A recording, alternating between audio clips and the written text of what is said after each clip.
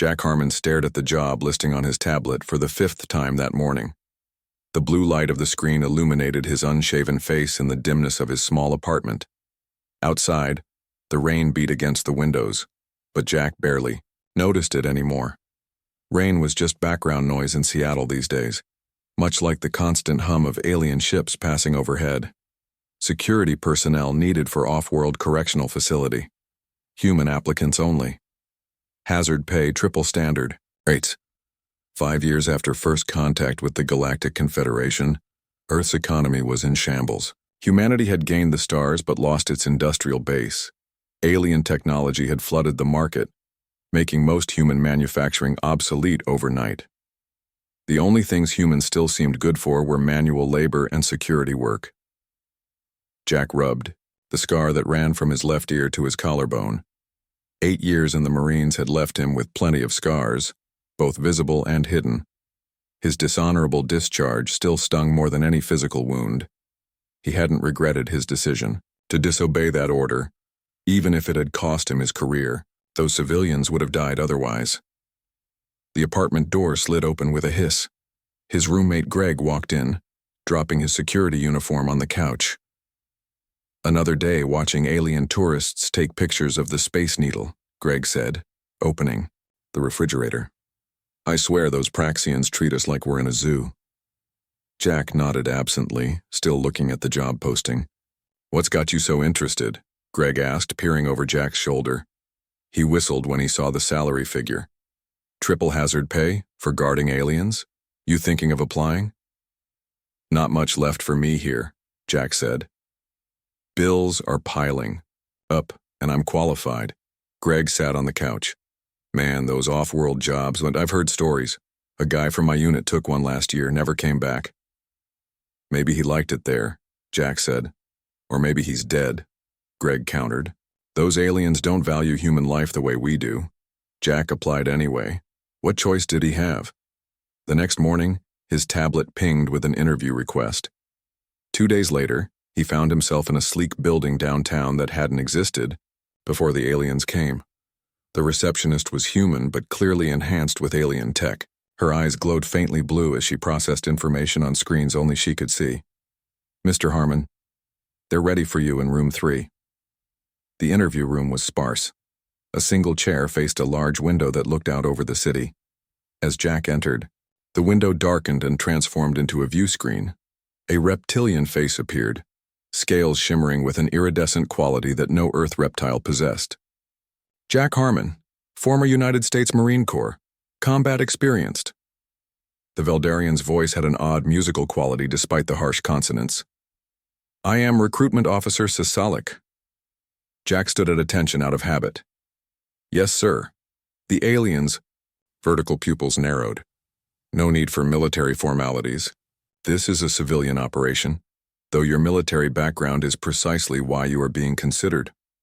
For the next hour, Sisalik asked Jack detailed questions about his combat experience, not just the official missions, but how he had felt during them, his stress responses, his pain threshold, his reflexes.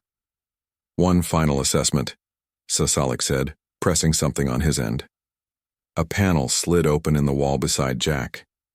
Inside was what looked like a metallic glove. "Please place your right hand inside the device." Jack hesitated. "What does it do?" "It measures several physiological responses simultaneously." Jack slowly inserted his hand. The device closed around it, not painfully, but firmly. For several seconds, nothing happened. Then pain shot up his arm, not overwhelming but sharp and precise, like someone pressing a hot needle into each fingertip. Jack gritted his teeth but didn't make a sound. The pain increased, spreading up his arm, then abruptly stopped. "Excellent," Salik said. "Most applicants withdraw their hand at that level." Was that the test? Pain tolerance. Among other things. The Veldarian made a gesture that might have been approval. "You have suitable neural resistance as well." Jack didn't know what that meant, but he didn't ask. The device released his hand and he pulled it out, examining his fingers. No marks. "You are hired, Jack Harmon. Report to Docking Bay 17 at the I. Seattle Spaceport tomorrow at 600. You will join 11 other humans for transport to Nexus Station. That's it? Don't I need to sign something? Training? Training will occur on site. As for contracts, the Veldarian made a sound like rocks sliding together, possibly laughter. Your verbal acceptance is sufficient. Confederation neural scans confirmed your intent. Jack felt uneasy at that but nodded.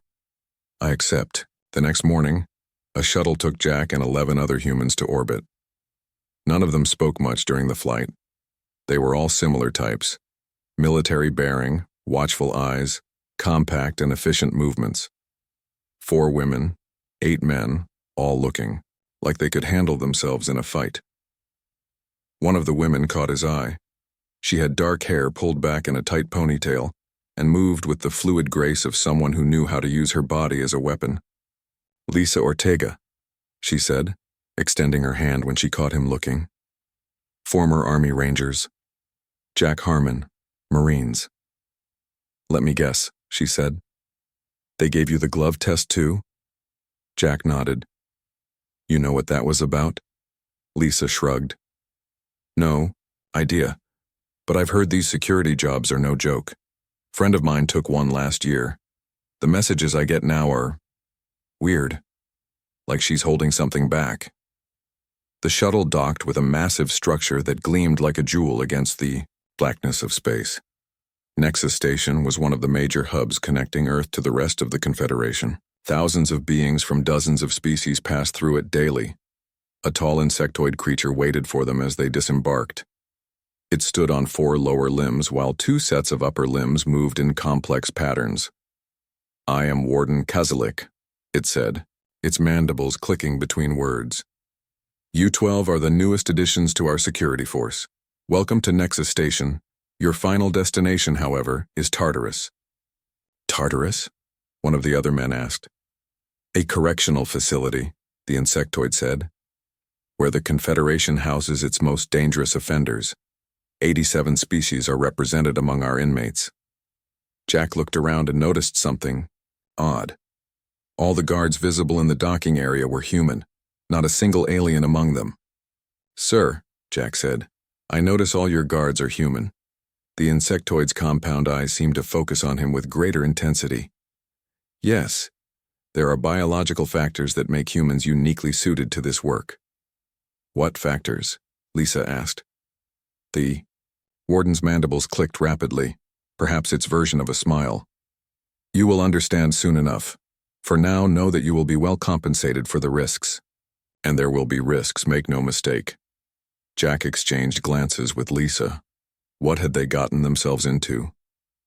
Come, Warden Kazelik said. We depart for Tartarus in 1 hour. A new life awaits you among the stars, humans. One that will test everything you are. The journey to Tartarus Station took 3 days in a ship that hummed with technologies Jack couldn't begin to understand. He spent most of that time getting to know his fellow recruits. Like him, they all had combat backgrounds. Most had been struggling to find decent work back on Earth. Lisa Ortega became his closest companion. She had served 6 years in the Army Rangers before leaving under circumstances she wouldn't discuss. But there was a hardness in her eyes that told Jack she had seen things that haunted her still. You ever wonder why they only want humans? She asked on the final day of their journey as they sat in the mess hall. The food was bland but filling, protein cubes that tasted vaguely like chicken. Maybe we're cheaper than robots, Jack said, only half joking. Lisa shook her head. I don't think so. That bug-face warden could have hired any species. Most are stronger than us. Some are smarter. But he specifically hired humans with combat experience. Before Jack could respond, the ship's lights dimmed briefly. A voice came over the speakers in the clicking language of their insectoid warden, followed by a translation in English. We are approaching Tartarus Station. All personnel report to the observation deck. The observation deck was crowded with the 12 new recruits and about 20 human guards who were returning from leave. They all pressed against the large viewing window as the ship emerged from faster-than-light travel. Tartarus Station hung in space like a massive metal spider. The central hub was a sphere roughly the size of a small city. 8 long arms extended outward, each ending in a smaller sphere. The entire station orbited a barren, rocky moon that circled a gas giant. 2 suns burned in the distance, one yellow, like Earth's, the other a deep red. Impressive, isn't it? Jack turned to see an older man with gray hair at his temples standing beside him. He wore the same black uniform as the returning guards, with 3 silver bars on his collar. "I'm Steve Ramirez, Chief of Security," the man said, extending his hand. "You must be Harmon. Warden Kazalik sent me your file." Jack shook his hand. "Nice to meet you, sir." "Drop the sir. We're all equals here, at least among the humans." Ramirez's face grew serious. "The file says you have good instincts. You'll need them." The ship docked with the central hub of Tartarus. As they disembarked, Jack noticed the station's artificial gravity was slightly stronger than Earth's. Not enough to be uncomfortable, but noticeable. Warden Keslik met them in a large circular room with doors leading off in multiple directions. The insectoid stood on a raised platform, its 4 lower limbs clicking against the metal floor. "Welcome to Tartarus Station," the warden said. "For most of you, this will be your home for the next standard year at minimum. The work will be challenging. Some of you may not survive it." A murmur ran through the group of new recruits. "That is not meant to frighten you," the warden continued. "It is simply a fact. Tartarus houses the most dangerous criminals in the Confederation, beings who have committed crimes so severe that execution would have been more merciful than imprisonment here." The warden gestured with one of its upper limbs, and a holographic display appeared above the platform. It showed the layout of the station. The central hub contained staff quarters, recreational facilities, and administrative offices. Each of the 8 arms is a separate cell block. The blocks are designated A through H, with A containing the least dangerous prisoners and H containing those who must never under any circumstances be allowed to escape. Jack studied the layout, memorizing the positions of security checkpoints and emergency bulkheads. "You will begin in Block A under supervision. Those who prove capable will advance to more challenging assignments. Chief Ramirez will oversee your training." After the briefing, Ramirez led them to their quarters. Each guard had a small private room with basic amenities. The rooms were arranged in clusters of 6 around a common area, with chairs and tables. "Get settled," Ramirez told them. "Training starts in 2 hours." Jack had just finished unpacking his few possessions when Lisa knocked on his open door. "Ready for this?" she asked. Jack shrugged. "As ready as I can be without knowing what this actually is." Training began in a large gym-like room. The first session was focused on the station's systems, how to operate doors, communications, and emergency protocols. The technology was mostly automated but required human authorization for security functions. The second day introduced them to the various species they would be guarding. A holographic display showed each prisoner type with notes on biology, abilities, and threat level. "Pay special attention to the Draconians," Ramirez said, pointing to a large reptilian creature with 6 limbs and armored scales. "They're physically powerful and have been known to break restraints designed for their strength class.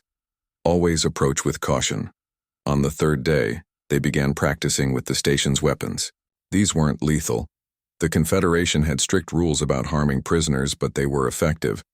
Neural disruptors that could incapacitate most species, gravity manipulators that could immobilize targets, and shield generators for personal protection. Jack excelled at the weapons training, his marine background giving him an edge. Lisa was even better, her movements precise and efficient. At the end of the first week, they were deemed ready for supervised patrols. Jack was assigned to Block A with Ramirez as his supervisor. Lisa was sent to Block B. Block A contained mostly non-violent offenders, smugglers, hackers, and fraudsters from various species. The cells were comfortable but secure, with transparent walls that turned opaque when the prisoners wanted privacy. "These ones aren't much trouble," Ramirez explained as they walked the corridor between cells. "The real challenge starts in Block C and beyond." As they passed a cell containing a blue-skinned humanoid with 4 arms, the prisoner pressed against the transparent wall, watching them with large, pupil-less eyes. "Human," it said in a melodic voice. "Fresh meat." Ramirez ignored the comment and kept walking. Jack followed his lead. "They'll try to get to you," Ramirez said quietly. "Ignore them." At the end of the corridor, they entered a secure area that connected to Block B. As the door slid open, alarms suddenly blared. Red lights flashed along the walls.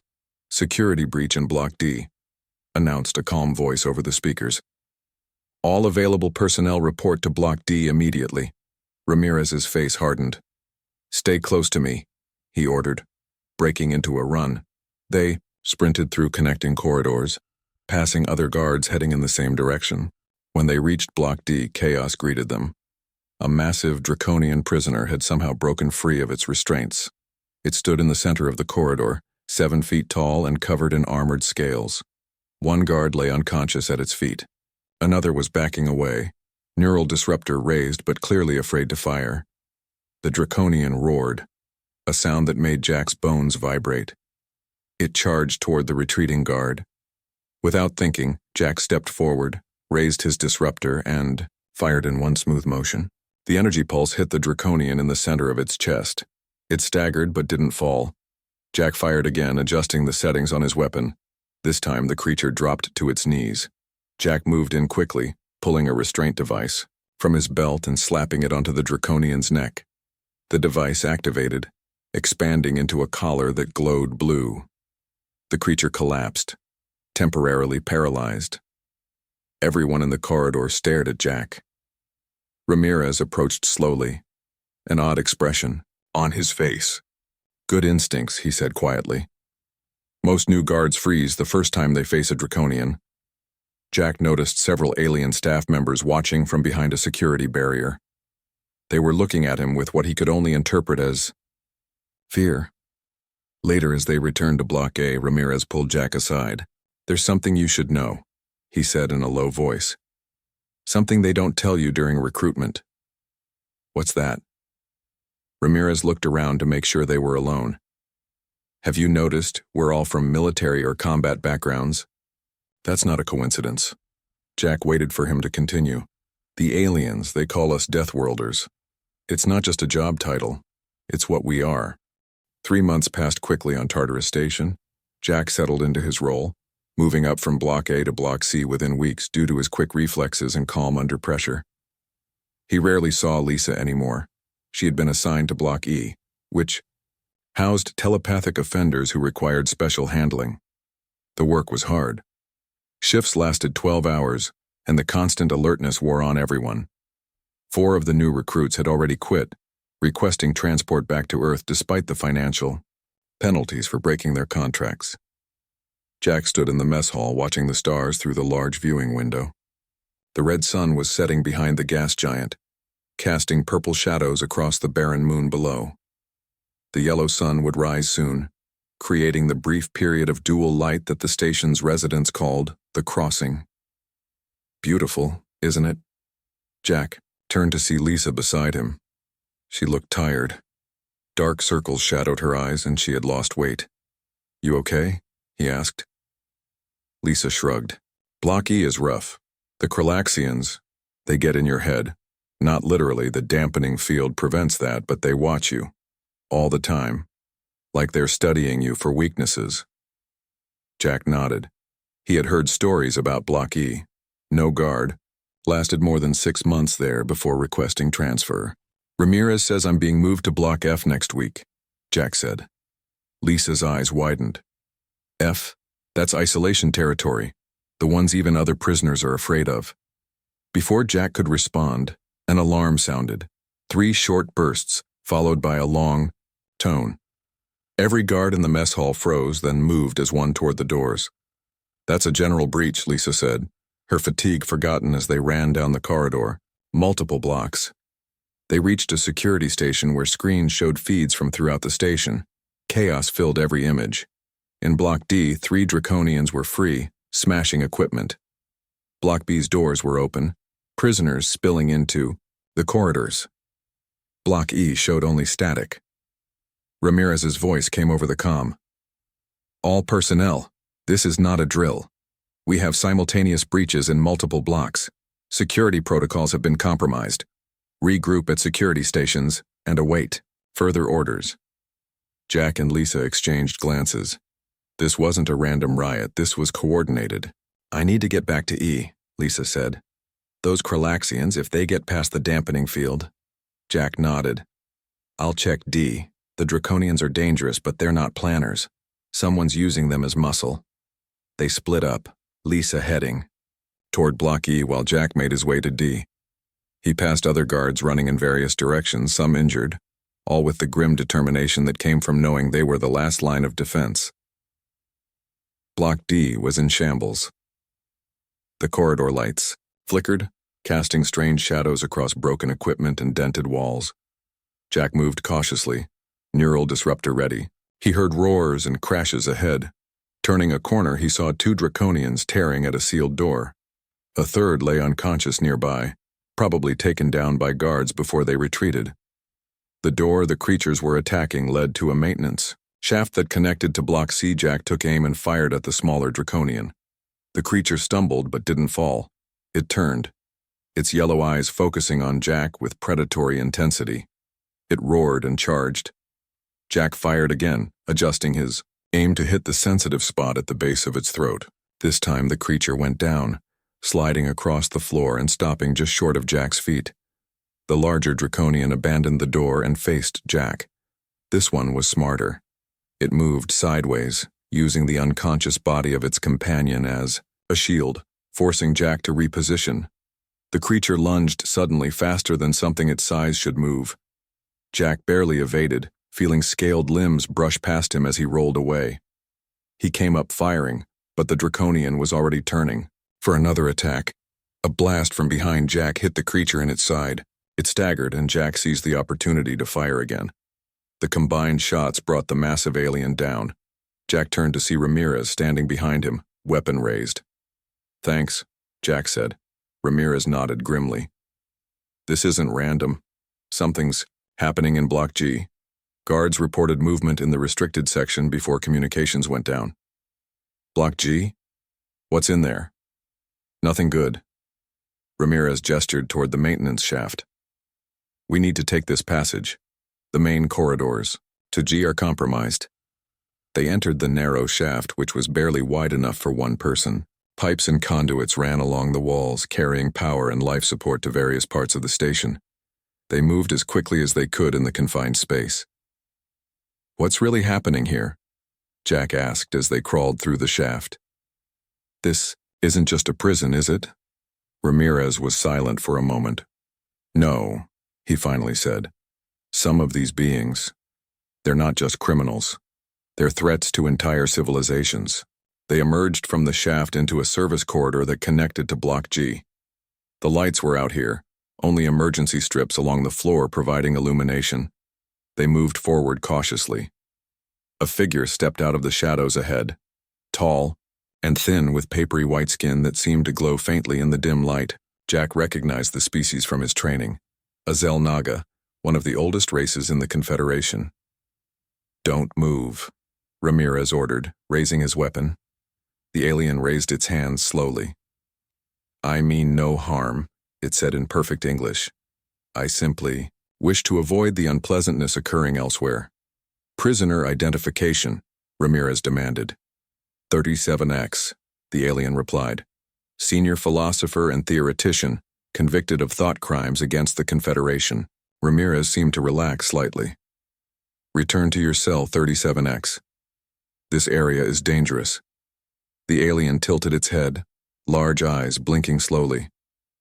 "More dangerous than you know, human." It looked directly at Jack. "You are new here. A fresh replacement, for those who could not endure. Back to your cell," Ramirez repeated more firmly. "Of course." The alien turned to leave, then paused. "Tell me, human," it said to Jack. "Do you know why you're really here? Why only your kind guard these halls?" Before Jack could respond, an explosion rocked the station. The lights flickered out completely for several seconds before emergency power kicked in. "That came from Block E," Ramirez said, his face pale. Jack's thoughts immediately went to Lisa. "We need to get there." They ran through the corridors, passing signs of struggle, damaged walls, broken equipment, and occasionally injured guards. When they reached Block E, the massive doors stood open, smoke pouring out. Inside was chaos. The special dampening field that contained the Kralaxian prisoners had failed. 3 guards lay on the floor, their faces contorted in expressions of pure terror. Mind attack, Ramirez explained grimly. The Kralaxians can't usually project through the dampening field, but with it down, Jack searched frantically for Lisa, but didn't see her among the fallen guards. Where would they go? He asked. Ramirez pointed to a corridor leading deeper into the station. There's a central control hub for the dampening fields. If they reach it and shut down the other blocks, they didn't need to finish the thought. If creatures with these kinds of abilities were freed, the entire station could fall. As they moved toward the control hub, the Xel'Naga's words echoed in Jack's mind. Do you know why you're really here? Why only your kind guard these halls?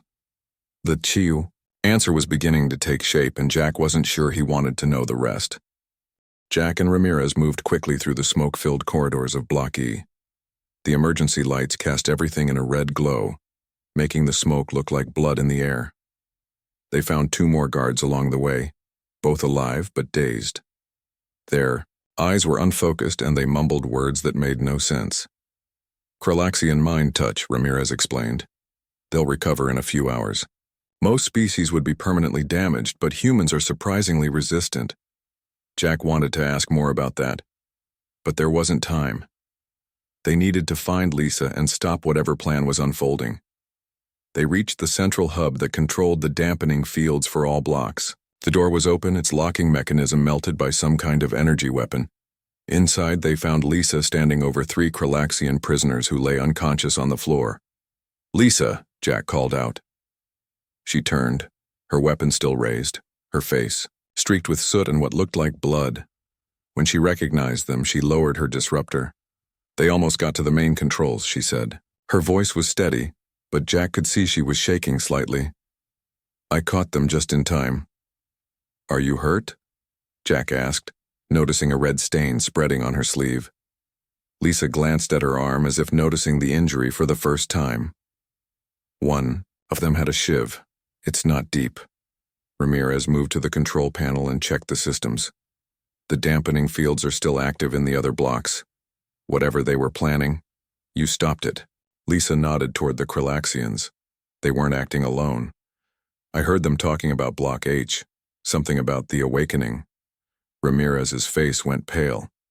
Block H? Are you sure? Positive. Ramirez touched a communication panel on the wall. Warden Kislik, this is Ramirez. We have a situation in Block H.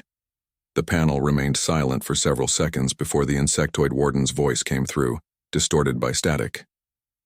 Chief Ramirez, the situation is contained in Blocks A through E. All prisoners are being returned to their cells. With respect, Warden, we have intelligence suggesting Block H may be the real target. The riots could be a distraction. More static, then. Report to my office immediately. Bring Harmon and Ortega. The warden's office was in the central hub of the station, far from the prison blocks. It was a large circular room with a view of space from floor-to-ceiling windows. When they entered, Warden Kazelik was standing at a holographic display showing the status of each block. The crisis appears to be over, the warden said without turning. 93% of escaped prisoners have been returned to their cells.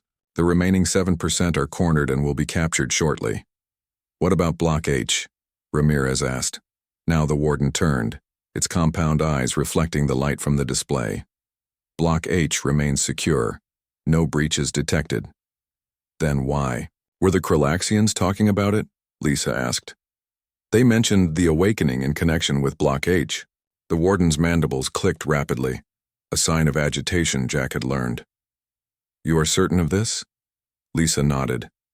The warden moved to another display and entered a complex series of commands. A new image appeared, a detailed scan of Block H.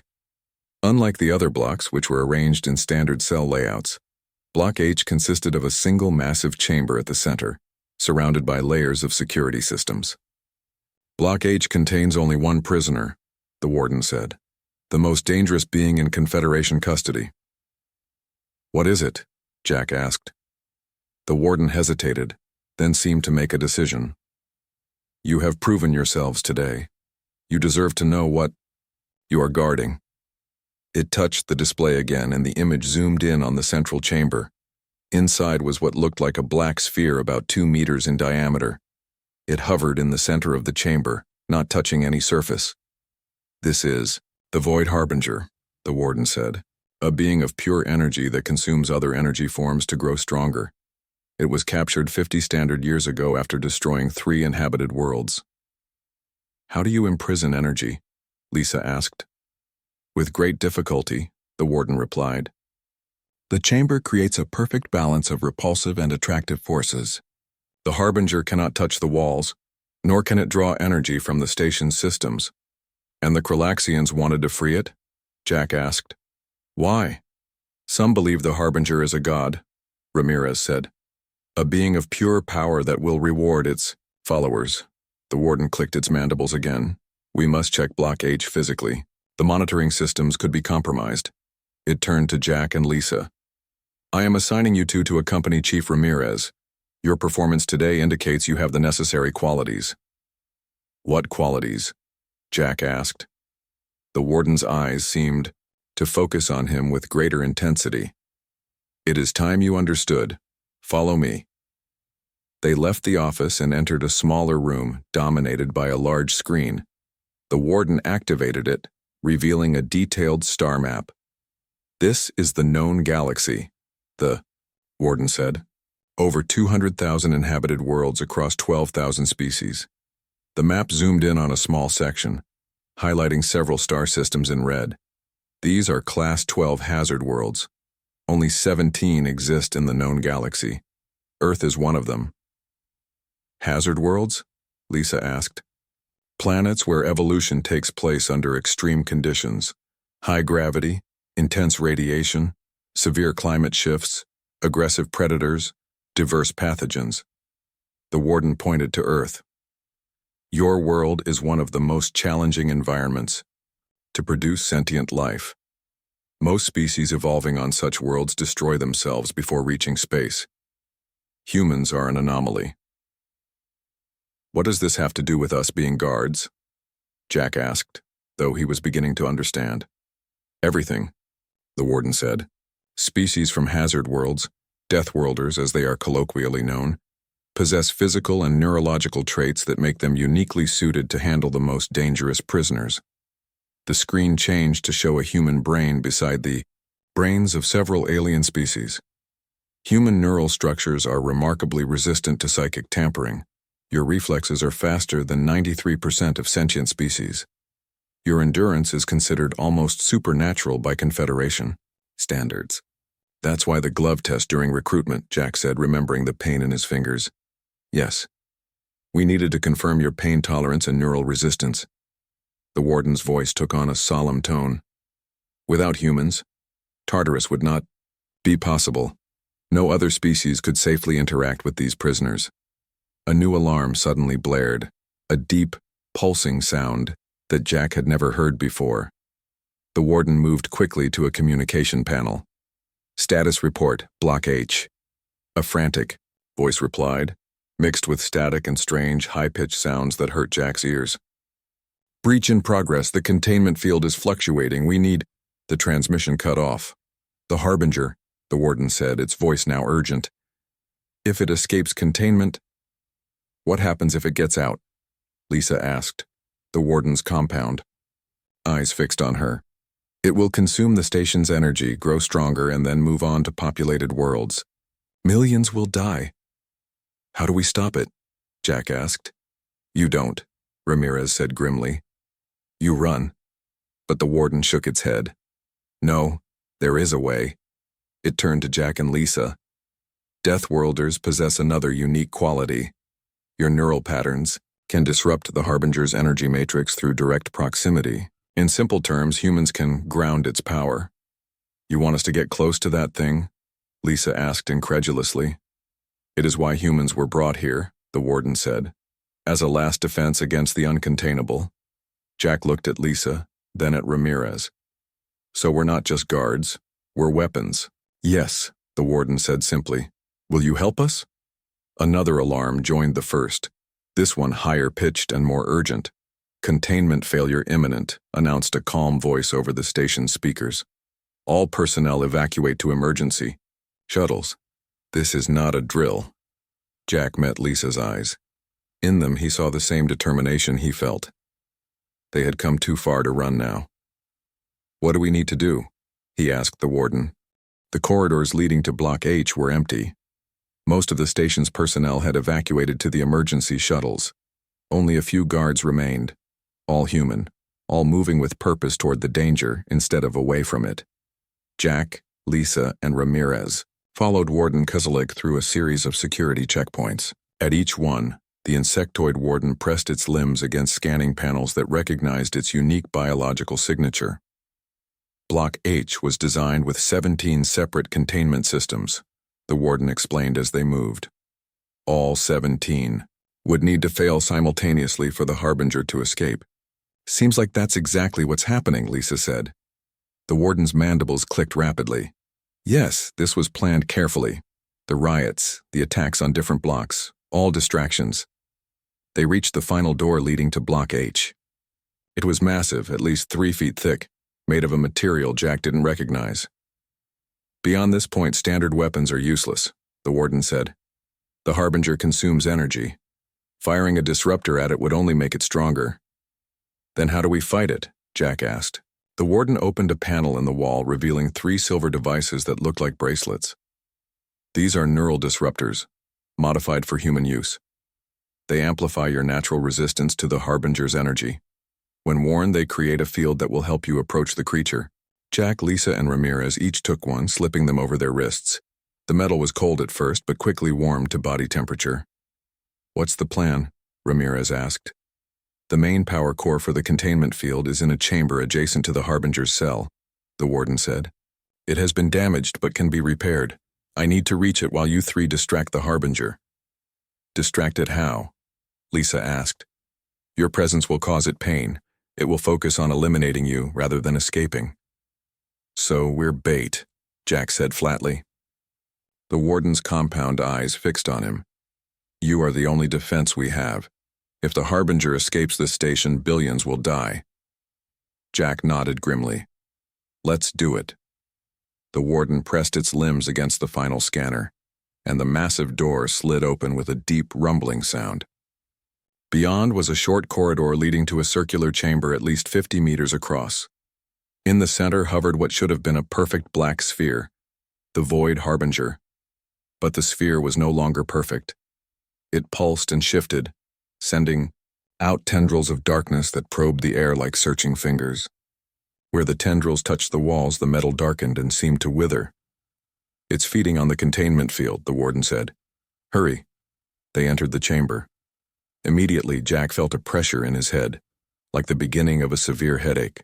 The bracelet on his wrist grew warm, and the pressure lessened slightly. The Harbinger seemed to sense them. Its formless mass contracted, then expanded again, the dark tendrils pulling back from the walls and turning toward them. Spread out, Ramirez ordered. Don't let it focus on just one of us. Jack moved to the left, Lisa to the right, while Ramirez went straight ahead.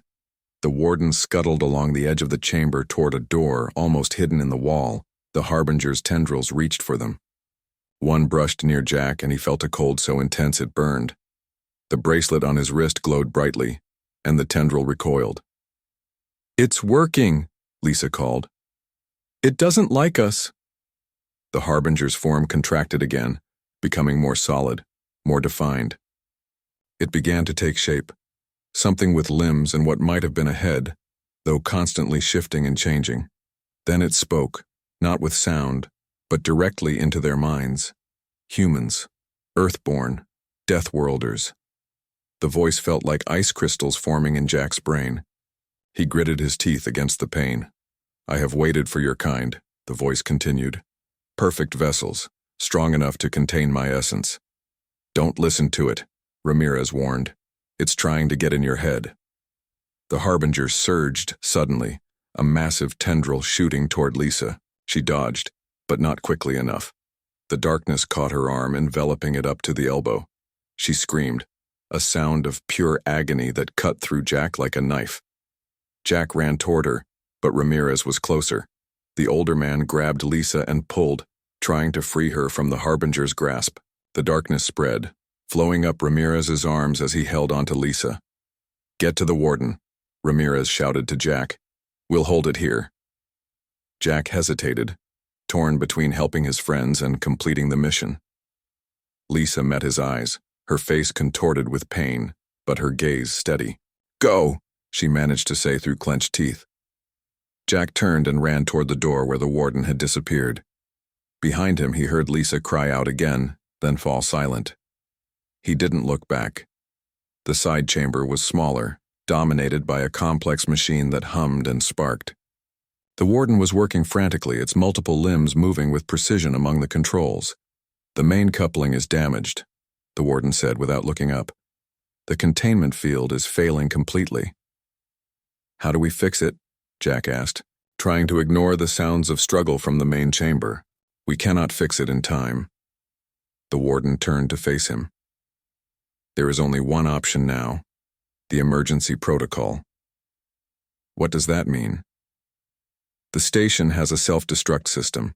It will create an implosion that will collapse the Harbinger back into dormancy, but everyone on the station will die." Jack's mind raced. There had to be another way. "What about the neural disruption? You said humans can ground its energy." "At a distance, yes. But direct contact would kill you instantly." An idea formed in Jack's mind. Desperate, probably suicidal, but possibly their only chance. "What if we use the station's power system to amplify the effect? Channel it through the bracelet somehow?"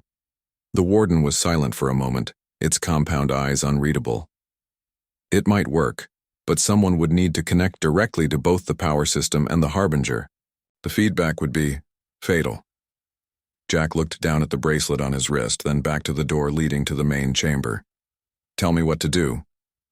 5 minutes later, Jack stood before the Harbinger again. Lisa and Ramirez lay on the floor, unconscious or worse. The creature had grown, nearly filling the center of the chamber now, its tendrils reaching toward the ceiling and walls. Jack's bracelet had been modified, connected by a cable to the station's power core. In his other hand, he held a metal rod that the warden had given him, a conductor that would channel energy directly into the Harbinger. "Hey!" Jack shouted. "Looking for a Deathworlder? Here I am." The Harbinger turned its attention to him, the formless mass contracting again into a vaguely humanoid shape. "You cannot stop me," it said in his mind. "I have consumed countless species. Humans are no different." "Maybe not," Jack said. "But we're too stubborn to go down without a fight." He charged forward, dodging the tendrils that reached for him. The bracelet on his wrist burned hot against his skin, but he ignored the pain. He reached the center of the Harbinger's mass and thrust the rod deep into it. Pain unlike anything he had ever experienced tore through Jack's body. Every nerve felt like it was on fire.